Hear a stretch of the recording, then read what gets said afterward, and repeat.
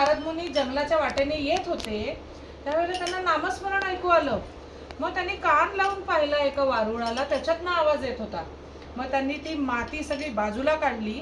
त्यात एकदम तेजपुंज तेजस्वी ऋषीमुनी असे पद्मासन घालून बसले होते. सगळ्या जटा वाढल्या होत्या, त्यांचा चेहरा तेजपुंज दिसत होता.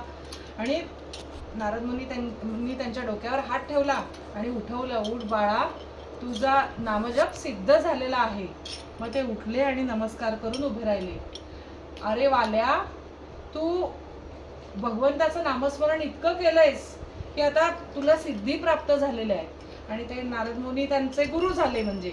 आणि नारद मुनींनी त्यांना रामनामाचा जप दिला की नाही. मग त्यांनी त्यांचं नामकरण केलं. आता हे पूर्ण जग तुला वाल्मिकी म्हणून संबोधतील, म्हणून वाल्याचा वाल्मिकी झाला. म्हणून ते पुढे वाल्मिकी ऋषी म्हणून ओळखले जाऊ लागले.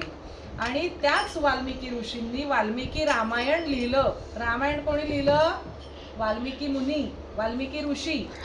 ते आधी वाल्या कोळी म्हणून दरोडेखोर होते आणि पुढे ऋषी मुनी झाले. म्हणजे नुसतं नाम घेतल्याने त्यांच्यामध्ये इतका फरक पडला. त्यांची सगळी वर्षानुवर्ष केलेली ती जेवढी पापं केली होती ना, सगळी पापं धुतली गेली त्या रामनामाच्या जपाने. एवढी नामस्मरणामध्ये ताकद आहे.